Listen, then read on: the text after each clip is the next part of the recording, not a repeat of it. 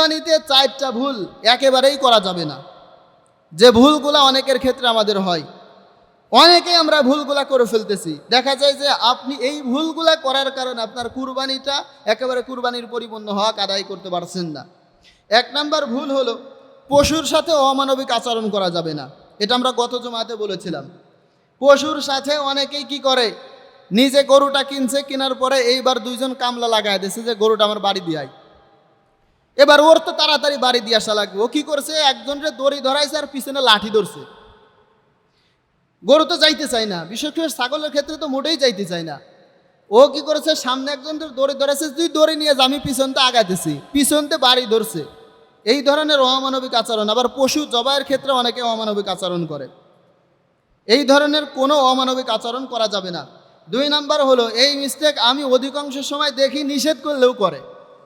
কষাই যদি আসে, ওরে আমি যতই কই, ও মনে করে কি হুজুর আপনি তো এই বছরে 2-4টে কুরবানি দিতেছেন, আমি তো প্রতিদিন বানাই, আমি তো প্রতিদিন কাজ করতেছি। ও কোনো কথা শুনেই না। সেটি হলো পশু জবাইয়ের ক্ষেত্রে যখন পশুটা জবাই করা হয়ে যায়, এবার কি করে, কিছু মাতুব্বর আছে, মানে এই জবাইয়ের ক্ষেত্রেও সে একটু এক্সপার্ট। সে কি করে, ছোট ছুরি দিয়ে জবাই করা শেষ, এবার সে খুসা মারতেছে, আছে না? এবার ও খুসা মারে, এই কারণে যেন তাড়াতাড়ি শেষ হয়ে যায়, তাড়াতাড়ি এটা মৃত্যুবরণ করে। এবার এই খুসার ক্ষেত্রে হয় কি, বর্তমান বিজ্ঞান বলতেছে এই যে কাঁধ, এই কাঁধের মধ্যে কিছু স্পাইনাল কর্ড আছে, রক যেটা। এবার ও যখন খুসা মারে, এই স্পাইনাল কর্ডে রক্ত লাগে, পুরোটা রক্তাক্ত হয়ে যায়। বর্তমান বিজ্ঞান বলতেছে এখানে যে 4টা রক কাটা লাগে, কণ্ঠনালী, শ্বাসনালী আর যে রক্তের যে রক্ত আছে, এটা কাটার পরে পশু আর কোনো ব্যথা পায় না। যদিও আপনারা দেখেন যে সাড়াবাটি করতেছে, কিন্তু এইটা ওই রক্তর নালী কাটার পরে আর কোনো ব্যথা পায় না। এবার যে স্পাইনাল কর্ড আছে, এইগুলো হার্টে সিগন্যাল দেয়, সিগন্যাল দিয়ে আরও বেশি রক্ত এক্সপান্স করতে বলে, পাঠাতে বলে।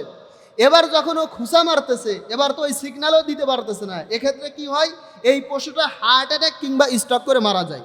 এবার কুরবানি করা তো ওয়াজিব, এই পশুর গোশত খাওয়া যায়, কিন্তু যেটা হার্ট অ্যাটাক করে কিংবা স্ট্রোক করে মারা যায়, ওইটার গোশ আর খাওয়া যায় না। এই জন্য এই ধরনের মাতুব্বরি যারা, তুই ধৈর্য ধর, তুই 5 মিনিট ধৈর্য ধর, ও এমনি মারা যাবে। এইখানে যে 4টা রোগ আছে, প্রথম 2 পোষ মারলে 4টা কাটে যায়, 3টা কাটলে ও কুরবানি হয়ে যায়, আর 4টা তো 2 পোষে কাটে যায়। এরপরেও তো কতক্ষণ মারে, হাড্ডি না দেখা যাওয়া পর্যন্ত কাটতেই তালে থাকে আমরা। এজন্য বলবেন যে এই ধরনের কাজ করা যাবে না। 3 নাম্বার আর একটা গর্হিত কাজ আমাদের মধ্যে হয়, সেটা হলো এই হিন্দুদের মন্দিরের সামনে সে কুরবানি করতেছে, এইগুলো আবার ভিডিও করে ফেসবুক, ইউটিউব, বিভিন্ন সোশ্যাল মিডিয়ায় ছাড়তেছে। বাংলাদেশিটা হয় হিন্দুদের মন্দির, এই মন্দিরের সামনে আপনি কুরবানি করতে পারবেন না। যদি হিন্দুদের বাড়ির সামনে সম্ভব হয় যে এই জায়গা ছাড়া আমার জায়গা আছে, হিন্দুর বাড়ির সামনে আপনি কুরবানি করবেন না।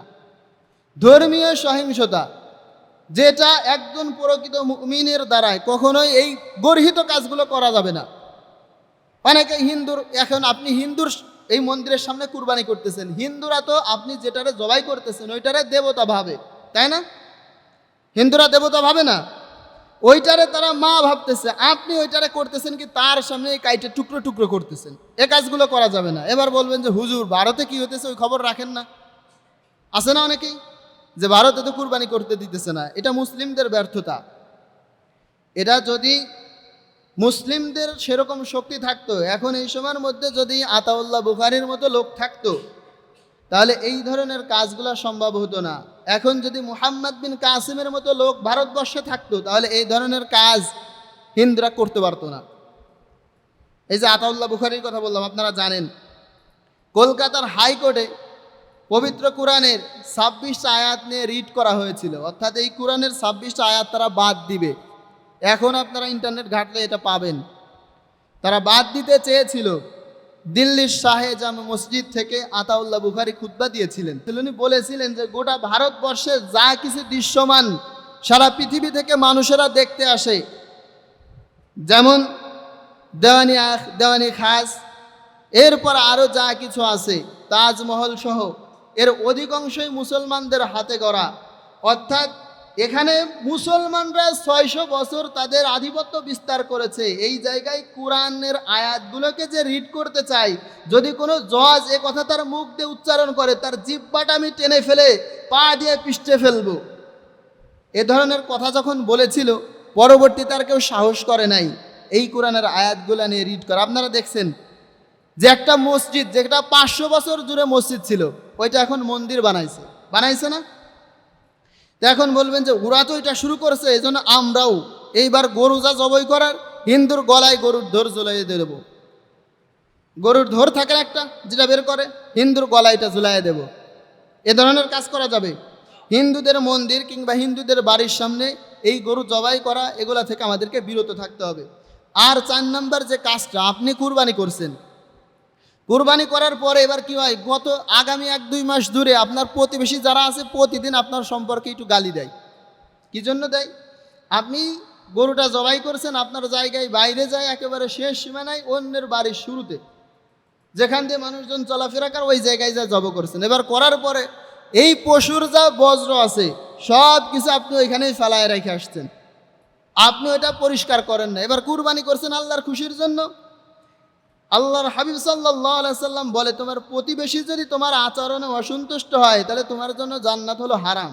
এবার আপনি কি করেছেন, সব বজ্র ফেলা রাখছেন। এবার ও কি কয় যে কুরবানি মরার দেওয়া দিছিল, আর গালিতে যেগুলো আছে ফিরি, এগুলো তার বলা যাবে না, দিতে তালে থাকে। এজন্য এই কাজটা করা যাবে না। আপনি পশুর বর্জ্য কখনোই এখানে রেখে আসবেন না, এটা পরিষ্কার আপনি নিজ দায়িত্ব করে আসবেন। যে 4টা কাজের কথা বললাম, আমরা কুরবানির ক্ষেত্রে এই 4টা কাজ করব না।